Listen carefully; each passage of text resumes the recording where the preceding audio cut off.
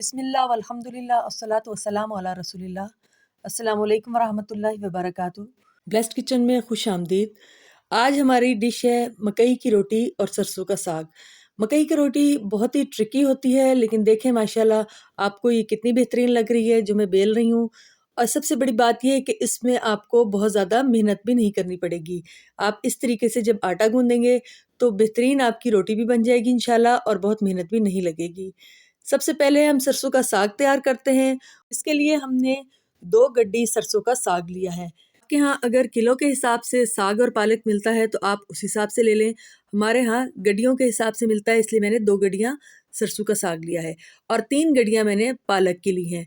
पालक ज़्यादा डालने से साग बहुत ज़्यादा नरम बनता है और बहुत टेस्टी बनता है।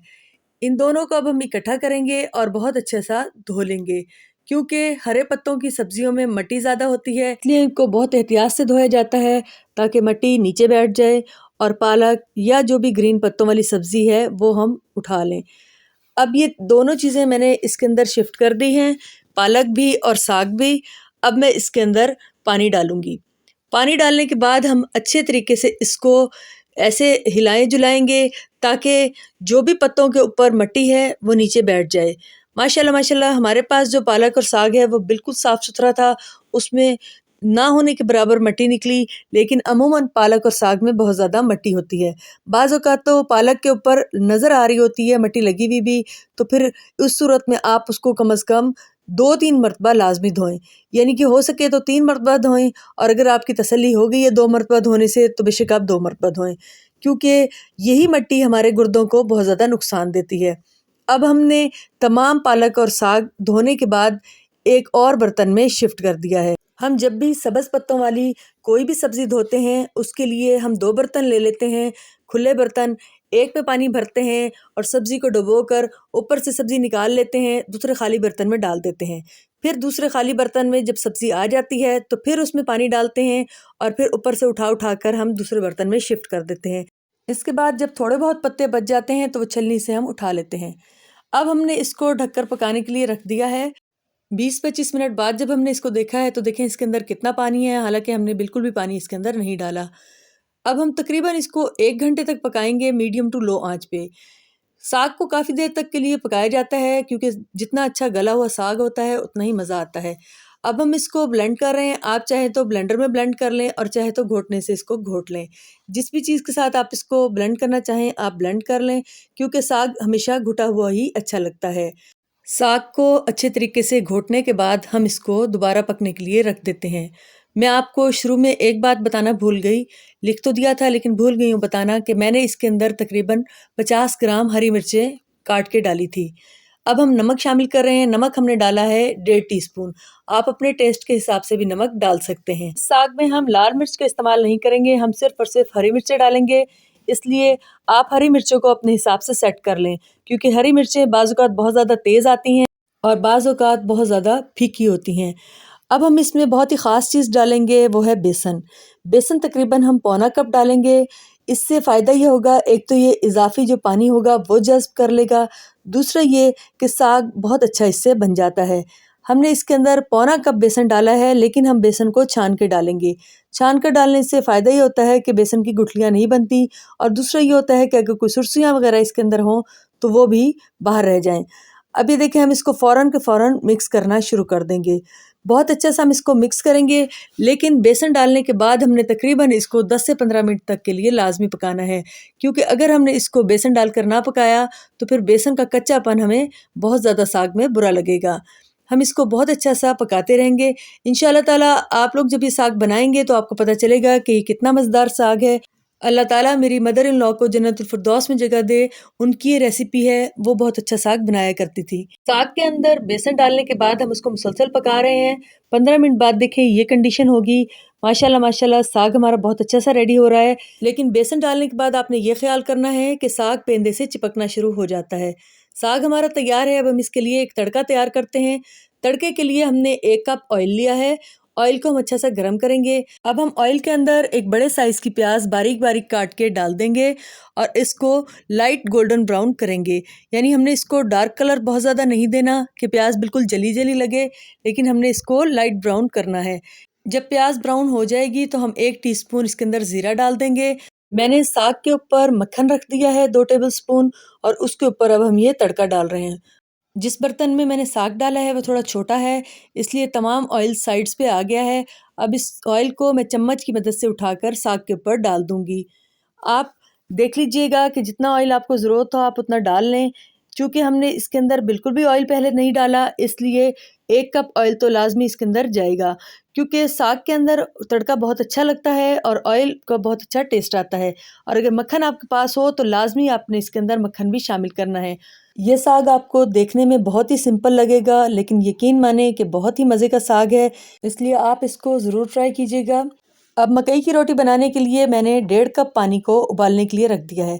उसके अंदर आधा टीस्पून नमक डाला है और 2 टेबलस्पून ऑयल के डाले हैं। अब उबलते हुए पानी में मैंने 2 कप मकई का आटा डालना है। मकई का आटा पहले छान लें तो बहुत अच्छी बात है। मैं मकई की रोटी के लिए देसी मकई का आटा इस्तेमाल कर रही हूँ। ये पीले कलर का होता है, दूसरा आटा वाइट कलर का होता है। 2 कप मकई का आटा जब मैंने उबलते हुए पानी में डाला है तो उसके बाद मैंने चूल्हे को बंद कर दिया है और अब मैं चम्मच से इसको बहुत अच्छे तरीके से मिक्स कर लूँगी। इसको जस्ट हमने मिक्स ही करना है, कोई अभी गूँदना नहीं है, सिर्फ़ और सिर्फ़ इसकी मिक्सिंग ही करनी है। क्योंकि हमने पानी के अंदर ही नमक और ऑयल शामिल कर दिया था। मैं माज़रत ख़्वाह हूँ कि जिस वक़्त मैंने नमक और ऑयल पानी में डाला उस वक़्त कैमरा नहीं ऑन था। अभी देखें सिर्फ़ हमने इसकी मिक्सिंग ही करनी है, चम्मच को हम बहुत अच्छा सा साफ़ करेंगे ताकि कोई भी चीज़ ज़ाया ना हो। इस वक़्त आपको इसकी शक्ल ऐसी लग रही होगी जैसे गुड़ वाली शक्कर होती है। बस अब हमने इसको तकरीबन 10 मिनट के लिए ढक कर रख देना है। 10 मिनट के बाद हमने इसको निकालना है किसी बर्तन में, किसी भी आप प्लेट में या किसी भी परात में निकाल लें।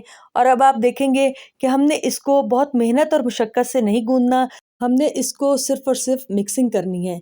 वरना अमूमन हथेलियों से बहुत देर तक गूँधा जाता है आटा और फिर भी उसकी रोटी बहुत मुश्किल होती है पकानी।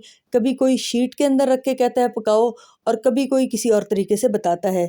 लेकिन जब आप इस तरीके से आटा गूँधेंगे तो इंशाल्लाह आटा बिल्कुल भी चिपचिपा नहीं होगा और बेहतरीन सा आटा गुन जाएगा इंशाल्लाह ताला। ये देखें, हल्का सा सिर्फ इसको मिक्स हम कर रहे हैं, ये तो कोई 10-11 साल की बच्ची भी बहुत अच्छा तरीके से इसको गूँध सकती है। आपने इसको बहुत ज़्यादा मशक्क़त नहीं करनी, बस हमने इसको तकरीबन 2 से 3 मिनट तक टोटल गूँधना है, बहुत ज़्यादा हमने इसको नहीं गूँधना। आप इसका टेक्सचर देख रहे हैं माशाल्लाह किस तरीके से लग रहा है कि जैसे बहुत ज़्यादा मेहनत और मुशक्क़त से गूँधा हुआ आटा हो। चूँकि हमने इसको गर्म पानी में भिगो दिया था, इसलिए आटा इस तरीके से बन गया। लेकिन आपने ये ख़्याल करना है कि हमने 1.5 कप पानी लिया था और 2 कप आटा लिया था। माशाल्लाह बेहतरीन सा आटा गुन चुका है। अब हमने एक पेड़ा लिया है और अब हमने इसको रोलिंग बोर्ड पे फैलाना शुरू कर दिया है। सिर्फ़ मैं इसको हाथ से फैला रही हूँ, देखें, ना तो आटा माशाल्लाह माशाल्लाह चिपक रहा है और ना ही कहीं से ये टूट रहा है। अगर थोड़ा बहुत कहीं से आपको इसके किनारे लगते हैं तो वो हाथों से आप इसको सेट कर लें, या कहीं से टूट जाता है तो उसको फिर आप जोड़ लें। मेथड नंबर 1 में मैंने हाथों से इसको बेला है और अब हम इसको देखें, जब पकाएँगे तो ये बेहतरीन सी हमारी एक रोटी बन जाएगी। आप चाहें तो इसका पराठा बना लें और चाहे तो इसकी सूखी रोटी बना लें। कुछ लोग ये करते हैं कि सूखी रोटी बनाने के बाद उसको उतार कर फिर उसके ऊपर देसी घी वगैरह लगा लेते हैं, तो उस तरीके से भी रोटी बहुत मज़े की लगती है। आपके घर में जैसे शौक से जो चीज़ खाई जाती है आप उस हिसाब से बना लें। अब जो रोटी बनाई थी उसके किनारे थोड़े-थोड़े से लग रहे थे आपको भुरभुरे से। अब ये दूसरा तरीका है जो मैंने बेलन से बेला है। इसको मैंने रोटी को बड़ा बेल लिया है। अब कोई भी कटोरा या कोई भी ढक्कन आप लें और उसकी मदद से आप इसको बिल्कुल गोल कर लें। ये देखें, अब ये माशाल्लाह रोटी बिल्कुल गोल है और अल्हम्दुलिल्लाह इसको पकाना इतना आसान है जैसे हम गंदम की रोटी पका रहे हों। बिल्कुल भी नहीं इसको पकाने में मसला आ रहा। इसके बाद मैं आपको जो शीट वाला तरीका बताऊंगी वो भी थोड़ा यूनिक तरीका है।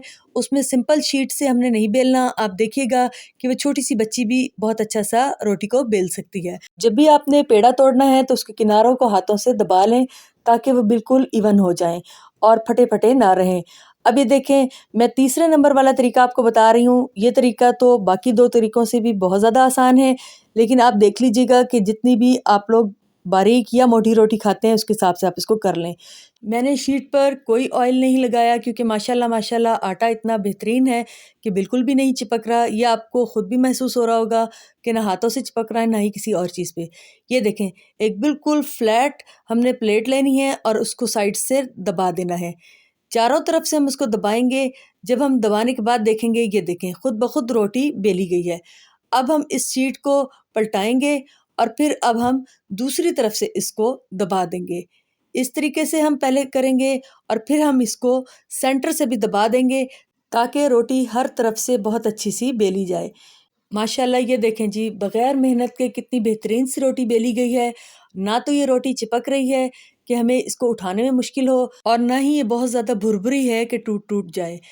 मैंने कई साल पहले मकई की रोटी एक मरतबा बनाई थी, मुझे किसी ने आटा गिफ्ट किया था, लेकिन उसके बाद मैंने उन्हें कह दिया था कि मुझे आइंदा आपने आटा नहीं देना, जब आप रोटी पकाएं मुझे रोटी ही गिफ्ट कर दें, क्योंकि मेरे लिए बहुत मुश्किल है कि मैं इसकी रोटी बना सकूं। अब देखिए, इसके किनारे जब आप ऐसे देखें तो उनको आप हाथ से भी सेट कर सकते हैं, क्योंकि मकई की रोटी के किनारे अमूमन ऐसे ही होते हैं, लेकिन आप उसको जब हाथ से सेट करेंगे तो वो इतने सॉफ्ट होते हैं कि आसानी से सेट हो जाते हैं। माशाल्लाह माशाल्लाह। ये देखें जी, हाथ में उठा ली है रोटी और बिल्कुल बेहतरीन सी रोटी है। उम्मीद है आज की रेसिपी देखने के बाद आप इंशाल्लाह ताला मकई की रोटी बहुत ज़्यादा बनाएंगे, क्योंकि मकई की रोटी हमारी सेहत के लिए बहुत ही ज़्यादा मुफीद है। इसके अलावा ये डाइटिंग के लिए भी बहुत मुफीद है। अपने हर प्रोग्राम में हम एक दुआ पढ़ते हैं। आइए आज बीमार के लिए दुआ पढ़ें। बिस्मिल्लाहिर्रहमानिर्रहीम।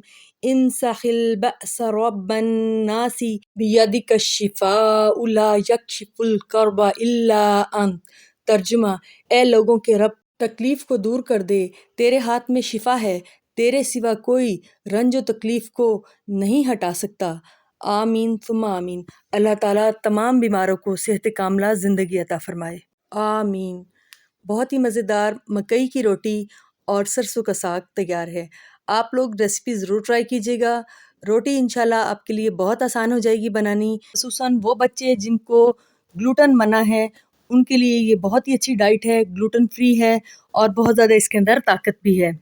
इंशाल्लाह ताला आगे आने वाले प्रोग्रामों में हम मकई की मीठी रोटी और मकई की मसाले वाली रोटी भी इंशाल्लाह ताला ज़रूर बनाएंगे। रेसिपी बना के अपना फीडबैक ज़रूर दीजिएगा। उम्मीद है आज की रेसिपी आपको अच्छी लगी होगी। रेसिपी अच्छी लगे तो लाइक कीजिएगा, शेयर कीजिएगा, दुआओं में याद रखिएगा। अल्लाह हाफ़िज़।